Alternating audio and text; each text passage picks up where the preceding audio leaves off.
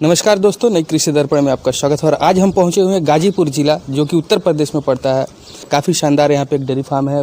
11 साल का पुराना अनुभव है जो संचालित करते हैं यहाँ का। इन्होंने सबसे बड़ी, मैंने यहाँ पे आके देखा, एक खासियत है कि इन्होंने ब्रीड पे ज़्यादा ध्यान दिया। एक सक्सेसफुल डेयरी फार्म, यानी कि यदि आपने डेयरी फार्म किया है और सक्सेसफुल होना है तो ब्रीड पर बिल्कुल ही आपको ध्यान देना होगा। इनकी एक और खासियत है कि ये जितनी भी रोग होती हैं पशुओं की, जब क्रिटिकल कंडीशन में जाते हैं तभी किसी डॉक्टर से मिलते हैं, यानी तो खुद का खुद जो है सारी की सारी चीज़ें इलाज करते हैं। इन्होंने 2 शेड बनवाया है। एक शेड जो है स्पेशली बछियों के लिए, यानी कि जिन्होंने ब्रीड तैयार करके रखा हुआ है उसके लिए इन्होंने बनवाया है।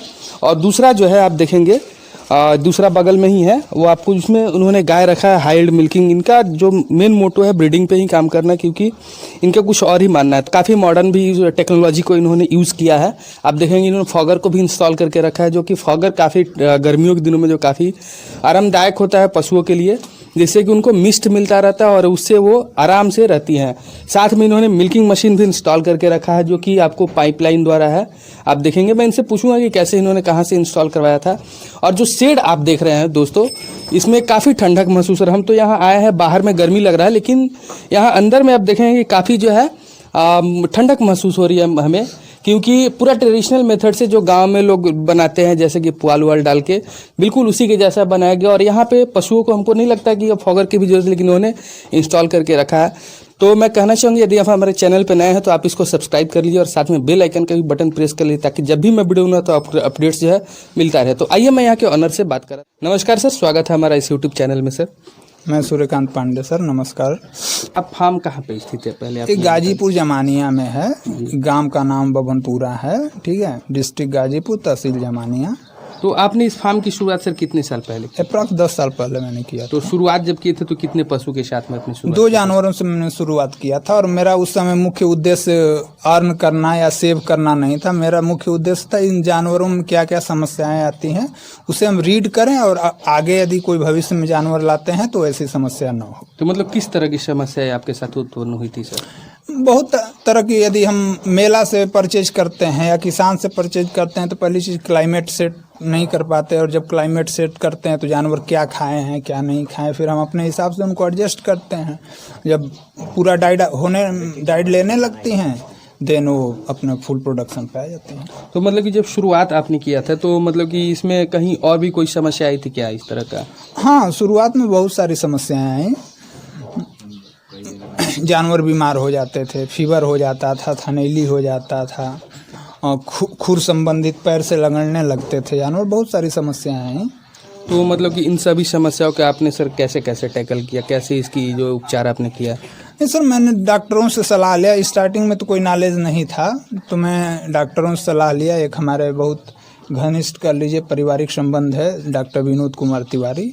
वो उनके सानिध्य में मैं काम करता था। जो जैसा बताते थे मैं खुद ट्रीटमेंट करता था। तो अभी सर आपका जो दूध का कितना प्रोडक्शन हो जाता है दिन का? 2 कुंटल हो जाता है। 2 कुंटल हो जाता है। तो शुरुआत जब आपने किया था तो कस्टमर को लेके तो परेशानी होती होगी, क्योंकि आपने शुरुआत तो कर दिया, प्रोडक्शन तो कर दिया, लेकिन सेल करने का सबसे बड़ा जो है मार्केटिंग का सबसे बड़ा प्रॉब्लम होता है सर। हाँ सर, इसमें तो मुख्य चीज़ आपको दूध का रेट ना मिले तो फिर कोई मतलब नहीं निकलता। तो हमने रेट अच्छा पाने के लिए मार्केट में काउंटर सेल की योजना बनाए, और देन 2 लीटर से स्टार्ट हुआ। इस समय मेरा काउंटर सेल 70 लीटर है। किस रेट से एवरेज मान के? एवरेज मेरा रेट देखिए, शाम का दूध मेरा 30 रुपया जाता है, सुबह का 40 रुपया जाता है, तो एवरेज मेरा 35-34 हो जाता है। तो मतलब कुल मिला के अभी आप कुछ इसका प्रोडक्शन भी कुछ प्रोडक्ट भी तैयार करते हैं? नहीं सर, हम प्रोडक्ट पे नहीं ध्यान देते, क्योंकि इसमें मैन पावर जितना रहेगा उतना प्रोडक्ट पे आदमी ध्यान दे पाएगा। हम सेल करते हैं। तो इसमें एक और सबसे बड़ी समस्या है, इन सभी गायों में जो है सर रोग प्रतिरोधक क्षमताएं जो है बहुत कम होती है। ऐसा बहुत सारे डेयरी फार्मर का भी मानना है। ऐसा कुछ नहीं है। यदि आप पुराने जानवर को परचेज करते हैं तो उसकी रोग प्रतिरोधक क्षमता थोड़ा कम हो जाती है, लेकिन नए जानवरों में समस्या नहीं होता है। और यदि समस्या होता भी है तो वो अपने को जल्दी से जल्दी एडजस्ट कर लेते हैं, क्योंकि उनकी इम्यूनिटी पावर स्ट्रांग होती है। तो सबसे बड़ी बात मैं देखता हूँ, एक थनैला जो करके रोग होता है सर जी, उसका आप कैसे उपचार कर लेते हैं? क्योंकि अक्सर है डेयरी फार्म जो है, किसी अगर डेयरी फार्म में थनैला रोग हो जाता है तो उसमें वो डेयरी फार्म लॉस में जाना स्टार्ट हो जाता है, मैं समझता हूँ। तो सर उसका आप कैसे उपचार कर लेते हैं? थनैला के उपचार के लिए यदि किसी भी तरह जानवर के थन में सूजन आ गया या दूध फट के आ रहा है तो फर्स्ट ऑफ ऑल आप एलोपैथिक ट्रीटमेंट करिए। एलोपैथिक ट्रीटमेंट से रोग को कंट्रोल कर लीजिए। उसके बाद फिर 20-25 दिन होम्योपैथिक दवा चला दीजिए, इसलिए कि थनैला रिपीट होने का भी चांस होता है। तो उस समय में जो सर आप कौन कौन सा ये देते हैं, दवा देते हैं? नहीं सर, इस समय तो मैं अच्छी एंटीबायोटिक आ गई है मार्केट में, जॉक्टिम या एमसेफ्ट लगा के मैं कंट्रोल कर लेता हूँ जानवर। आप सर 10 सालों से डेयरी फार्मिंग कर रहे हैं, कभी आपके साथ हीटिंग की प्रॉब्लम हुई नहीं हुई है? रेयर केस में होती है, यदि जो जानवर आप परचेज करते हैं वो प्रॉपरली सही रहा तो 60 से 90 दिन में हिट में आ जाता है। यदि जानवर किसी कारणवश बीमार हो गया तो थोड़ा समय लग जाता है, क्योंकि बॉडी से वीक हो जाता है। तो उसको सर हम कैसे टैकल करेंगे अगर कोई उसको तो मिनरल्स और विटामिन बढ़ा के ही उसको मैनेज करेंगे हम। अभी आप मिनरल देते हैं? हाँ बिल्कुल। कितनी मात्रा में सर देते हैं? जो हाई यील्ड हैं, जो 20+ दूध कर रहे हैं जानवर, उनको 100 ग्राम देते हैं, 100 से 150 ग्राम। और जो 20 कर रहे हैं 100 ग्राम देते हैं, उनको भी 100 ग्राम देते हैं, क्योंकि मिनरल में मैं कोई कोताही नहीं करता। तो मैं समझता हूँ कि सर डेयरी फार्म यदि आपने किया है तो एक ब्रीड पर भी काफ़ी अच्छा ध्यान नहीं, मैं ब्रीड पे काम करता हूँ, ब्रीड पे काम करता हूँ। अब तक ABS और डेनमार्क का मैं 4-5 बछिया तैयार कर लिया हूँ। मतलब कि अभी कितने महीने की सारी बछिया हैं सर वो? देखिए, एक बछिया तो मेरी 3rd लैक्टेशन में है, और 2 बछियाँ हैं जो प्रेग्नेंट हो चुकी हैं 5-5 महीने की, और 5-6 बछियाँ छोटी छोटी हैं। तो अभी आपके साथ सर मैं समझता हूँ कि आप इनको अभी खाने में क्या क्या देते हैं? देखिए, खाने में सर्वप्रथम तो मक्का जरूरी है, क्योंकि ठोस अनाज जरूरी होता है।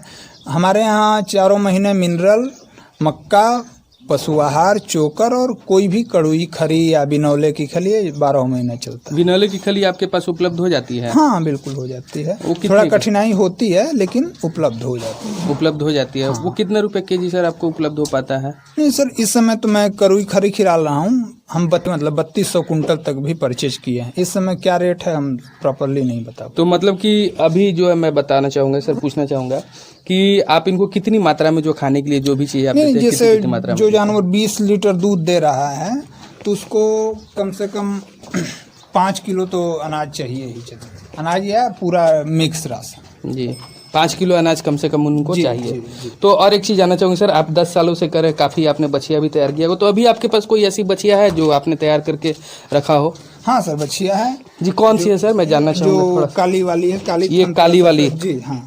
तो इसका सर अभी दूध जो है अभी कितना निकल जाता होगा? दूध तो इसका 22+ जाता है, बट अभी इस समय ड्राई पीरियड में जा रहा है। ड्राई पीरियड में है। कौन सी लैक्टेशन में है सर ये? 3rd लैक्टेशन में है। तो मतलब कि इसके पहले इसका दूध कितना था? इसका 1st लैक्टेशन में 18 लीटर हुआ, 2nd में 20-21, इसमें 3rd में 22 दे रही है। 22 दे रही है। और भी कोई बछिया आपने रखा है क्या अभी जो आप तैयार करके आपने रखा है? अभी नहीं, अभी बछिया जो तैयार किया तो सेल कर दिया, अभी है नहीं। अभी जो बछिया है वो प्रेग्नेंट है। तो हाई मिल्किंग में सर आपके पास कौन सी गाय आई थी, कितने लीटर वाली? हाई मिल्किंग में तो देखिए सर, मेरी सबसे ज़्यादा हाई मिल्क करती है गाय, 40+ करती है। ये आपको 40+ करती है? इसको खड़ा कर दीजिएगा। तो ये सर इसने ये 40+ है, तो इसको आपने कहाँ से परचेज किया था?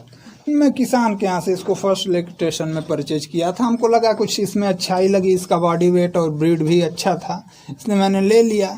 और 1st लैक्टेशन में तो उतना अच्छा मिल्क प्रोडक्शन नहीं दी। 2nd में जब एक ब्यात हमारे यहाँ सर्वाइव कर ली, देन 32-35, इस लैक्टेशन में 41 तक ये दूध की है। तो मतलब कि क्या आप कौन सी ब्रीड में है सर ये?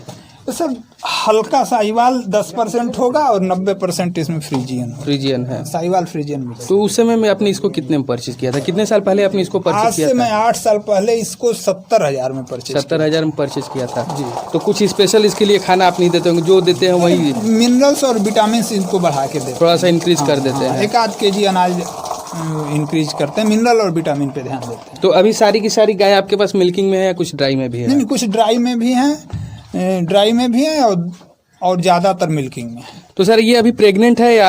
हाँ सर, ये प्रेग्नेंट हो गई, 6 महीने 10 दिन की हो गई प्रेग्नेंट। अभी भी टाइम पे 7 लीटर 7.5 लीटर दूध करती है, लेकिन मैं इसको अब ड्राई में ले कर दूंगा। तो एक पशुपालक को सर कितने दिन तक जो है ड्राई में अगर गाय को लाना चाहिए, कितने समय तक? यदि हाई प्रोडक्शन वाली है तो कम से कम 2.5 महीने से 3 महीने तो रेस्ट देना जरूरी है। रेस्ट उसको देना जरूरी है। नहीं देंगे तो अगले ब्यात में वो दूध उतना नहीं। पर एक प्रॉब्लम होती है पशुपालक की कि अगर कोई भी गाय जो है ड्राई पीरियड में नहीं जा पाती है, जैसा कि आप छोड़ देंगे दूध तो उसका दूध जो है निकलना शुरू हो जाता है अपने आप से ऑटोमेटिक। तो उस समय में सर क्या किया जाता है? देखिए, कुल मिलाकर कोई नहीं, यदि ब्रीड में अच्छी गाय है तो ड्राई होना नहीं पसंद करेंगे, क्योंकि 3-4 लीटर तक, जब तक बच्चा नहीं देंगे तब तक दूध रहेगा। लेकिन ड्राई करना मस्ट है। वो कैसे सर करेंगे? वो ड्राई करना, यदि जानवर दूध नहीं कम कर रहा है देन उसका 2-4-5 दिन ड्राई फीड केवल दीजिए, सूखा चारा केवल दीजिए, राशन बिल्कुल कंप्लीटली बंद कर दीजिए। तो दूध थन में दूध कम आने लगेगा 10 दिन के बाद, उसके बाद धीरे धीरे इनका डाइट प्लान बढ़ाइए और उस 10 दिन के अंतर्गत आप 100-100 ग्राम फिटकरी रोज दीजिए जानवर को। तो उसमें मतलब कि इसका ड्राई में आ जाएंगी? हाँ, बिल्कुल ड्राई में आ जाएंगे। तो एक मैं नाद भी आपका देख पा रहा हूँ सर, काफ़ी अच्छा है सर। इसकी हाइट अभी कितनी होगी ये नाद की? लमसम 4 फीट है। 4 फीट है सर। और ये आपने एक खाने के लिए और एक पानी पीने के लिए बनाया है ना? जी। तो मतलब कि ये खाने वाला का कितना लंबाई और चौड़ाई होगा? 2x3 है। 2x3 है। और पानी पीने वाला का सर? पानी पीने वाला का 5x7 है। 5x7 है। काफ़ी अच्छा देख पा रहा हूँ सर नाद है। ये आपका सर शेड जो है काफ़ी अच्छा है। तो इसकी बीच से जो हाइट कितनी होगी? लगभग 15 फीट है सर। और सर साइड से? साइड से 9 फीट है। और एक गाय को रखने के लिए सर आपका कितना ये स्पेस ले? 9 से 10 फीट। 9 से 10 फीट होना चाहिए एक पशुपालक के लिए भी, जिससे कम जानवर अपने को कंफर्टेबल महसूस करे, बैठने उठने में दिक्कत ना हो। 9 से 10 फीट तो होना ही चाहिए। सर आपने एक मिल्किंग मशीन भी इंस्टॉल करके रखा सर, इसको आपने कितने दिन पहले लगाया था? लमसम 4 साल पहले हमने। इसकी क्या जरूरत पड़ गई सर आपको? सर दूध निकालने में थोड़ा, और जाड़े वगैरह के मौसम में तो नहीं, लेकिन गर्मी और बरसात में बहुत दिक्कतें होती हैं। तो फिर और उससे सबसे बड़ी चीज़ मैन पावर की कमी है हमारे यहाँ। सभी लोग एम्प्लॉयड हैं, थोड़ा बहुत 2-4-5 मिनट 10 मिनट सभी लोग सहयोग करते हैं। तो मैन पावर को घटाना है तो मिल्किंग मशीन तो लगाना। इसको आप कैसे ऑपरेट कर लेते हैं सर? ये आपका ये जो तो मशीन है इलेक्ट्रिक से होती है ऑपरेट, और कंप्रेस करके यहाँ से एयर निकलता है जो कंप्रेस करके दूध निकालता है कंप्रेसर से। तो मतलब इसका बिजली का खपत कितना हो जाता होगा लगभग, कि मान आंकड़ा निकालेंगे तो? इसका लगभग 30 यूनिट हो जाता है। 30 यूनिट मतलब मंथली निकल जाता है। तो ऐसा आपको कभी अनुभव नहीं हुआ कि आप 10 साल से कर रहे हैं डेयरी फार्म में, आके कभी फंस गए, ऐसा अनुभव हुआ आपको? नहीं सर, ऐसा नहीं हुआ। ये तो इंटरेस्ट वाली चीज़ है। जो इसमें जानवरों से लगाव रखेगा वही डेयरी चला पाएगा। केवल फायदे और नुकसान करने वाले लोग डेयरी नहीं चला पाएंगे। जानवरों से लगाव रखना पड़ेगा। एक और चीज़ जानना चाहूँगा सर, डिवार्मिंग जो होता है जिससे कि कीड़ी की दवा हम देते हैं, आप देते हैं नहीं देते हैं? नहीं, बिल्कुल हर 2 से 3 महीने पे हम कीड़ी का दवा देते हैं। उसके बाद फिर क्या, वो लीवर टॉनिक? नहीं, हाँ देखिए, कीड़ी की दवा देने से 3 दिन 4 दिन पहले लीवर टॉनिक और देने के 4 दिन बाद तक लीवर टॉनिक चलना चाहिए। वो क्यों जरूरी होता है सर? सर कीड़ी की दवा देने पे थोड़ा लीवर वीक हो जाता है जानवरों का, इसलिए 4 दिन पहले और 4 दिन बाद चलाना चाहिए। तो हरा चारा आपके पास उपलब्ध हो? नहीं, 12 महीने तो हरा चारा नहीं उपलब्ध हो पाता है। जाड़े और गर्मी के दिन में हमारे हरा चारा उपलब्ध हो जाता है। ब्रीड पर भी काफ़ी अच्छा काम किया है। मैं जानना चाहूँगा कि सर मैं आपकी बछिया भी देखूँ, दर्शकों को भी दिखाऊं कि आपने कौन कौन सी ब्रीड को जो है तैयार किया और कितने दिन की सर सारी की सारी आपकी बछिया है? सर ब्रीड पे तो मैं लगभग 4 साल से काम कर रहा हूँ, और जो हमारे यहाँ के जानवर हैं वो अपने क्लाइमेट में सेट कर जाते हैं, जिससे कोई प्रॉब्लम। देखिए ये बछिया मेरी है। ये बछिया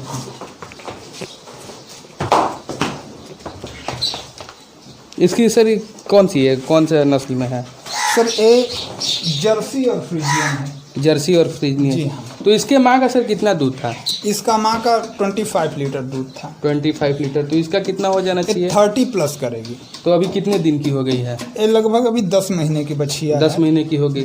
तो कितने दिन बाद फिर इसको ये 4 महीने बाद या 5 महीने बाद हीट में आएगी। और 4 से 5 महीने के बाद सर ये मैं देख पा रहा हूँ सर, ये आपकी बछिया जी सर, ये फ्रीजियन ब्रीड में है। फ्रीजियन ब्रीड में ये कितने महीने की हो गई है सर? इसका उम्र इस समय 9 महीने हो गया। 9 महीने हो गया है। ये भी आपको 3 या 4 महीने में मतलब कि नहीं, 15 से 16 15-16 से यदि बॉडी वेट 2 कुंटल हो जाता है तब जानवर सीमन डलवाने लायक हो जाता है। और ये कौन सी नस्ल में है सर? ये सर ये इस साहिवाल थी। साहिवाल में हमने 100% गिर डलवाया, तो साहिवाल और गिर मिक्स ब्रीड है। अपने घर दूध खाने के लिए बछिया मैंने तैयार किया था।